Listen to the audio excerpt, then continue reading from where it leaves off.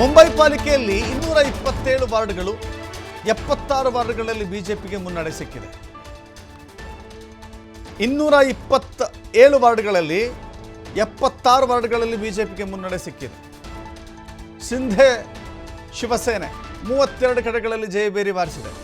ಉದ್ಧವ್ ಶಿವಸೇನೆಗೆ 53 ಕ್ಷೇತ್ರಗಳಲ್ಲಿ ಗೆಲುವು ಸಿಕ್ಕಿದೆ. ಎನ್ಸಿಪಿ ಹೇಳ್ತಾ ಇದ್ದೆ, ಎನ್ಸಿಪಿಗೆ ಎಂಥ ಅಧೋಗತಿಗೆ ಬಂದು ತಲುಪಿದೆ.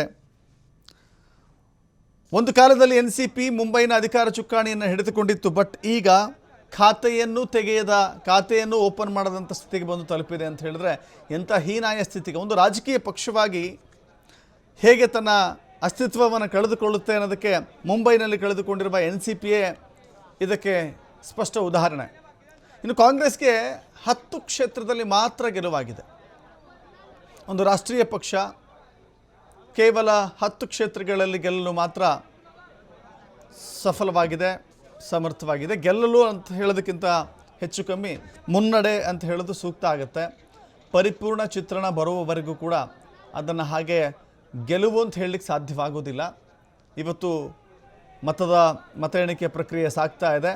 ಇನ್ನೂ ಕೂಡ ಮತ ಎಣಿಕೆ ಸಂಪೂರ್ಣವಾಗೋದು ಬಾಕಿ ಇದೆ. ಹೀಗಾಗಿ ಸದ್ಯಕ್ಕೆ ಸಿಗುತ್ತಿರುವ ಅಂಕಿಅಂಶಗಳ ಪ್ರಕಾರ ಬಿಜೆಪಿಗೆ ಬಹಳ ಗೆಲುವಿನ ಅಲೆ ಸಿಕ್ಕಿದೆ, ದಕ್ಕುತ್ತಾ ಇದೆ. ಅದರ ಜೊತೆಗೆ ಪಕ್ಷೇತರರು ಕೂಡ ಗೆದ್ದು ಮೀರುವ ಅಥವಾ ಗೆದ್ದು ಬೀರುವ ಹಂತದಲ್ಲಿ ಬಂದು ತಲುಪಿದ್ದಾರೆ. ಸಂಕ್ರಾಂತಿ ನಿಜಕ್ಕೂ ಕೂಡ ಮಹಾರಾಷ್ಟ್ರದಲ್ಲಿ ಬಿಜೆಪಿ ಮತ್ತು ಸಿಂಧೆ ಶಿವಸೇನೆಗೆ ಬಹಳ ದೊಡ್ಡ ಸಂಕ್ರಾಂತಿಯ ಗಿಫ್ಟ್ ಇದು ಅಂತ. ಅದು ಕೂಡ ಒಂದು ಪರಂಪರೆ ಇತ್ತಲ್ಲ, 25-30 ವರ್ಷಗಳ ಕಾಲ ಆಳಿದ್ದಂಥ ಠಾಕ್ರೆ ಶಿವಸೇನೆ. ಆಗ ಶಿವಸೇನೆ ಮಾತ್ರ ಇತ್ತು, ಈಗ ಠಾಕ್ರೆ ಶಿವಸೇನೆ, ಶಿಂಧೆ ಶಿವಸೇನೆ ಆಗೋಗಿದೆ.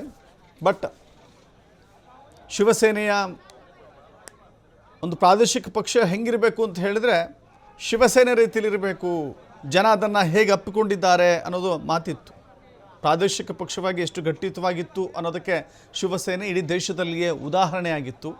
ಬಟ್ ಈಗ ಅರ್ಧಕ್ಕರ್ಧ ಪಕ್ಷ ಒಡೆದು ಹೋದ ಮೇಲೆ ಪಕ್ಷ ಬಲಹೀನವಾಗಿದೆ. ಶಕ್ತಿಯನ್ನು ಗಳಿಸಿಕೊಳ್ಳಲು ನಾನಾ ರೀತಿಯ ಪ್ರಯತ್ನಗಳನ್ನು ಮಾಡಿದರೂ ಕೂಡ, ಸಹೋದರರು ಒಂದಾಗಿ ಶಕ್ತಿಯನ್ನು ಪ್ರದರ್ಶನ ಮಾಡಿದರೂ ಕೂಡ ಸಹೋದರರ ಒಗ್ಗಟ್ಟಿನ ಮಂತ್ರ ಇಲ್ಲಿ ಫಲಿಸಿಲ್ಲ ಅನ್ನೋದು ಸ್ಪಷ್ಟವಾಗಿ ಕಾಣಿಸ್ತಾ ಇದೆ.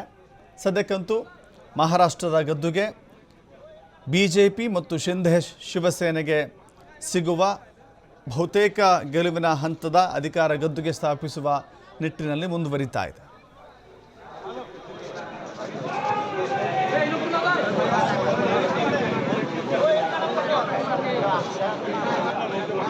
Gracias.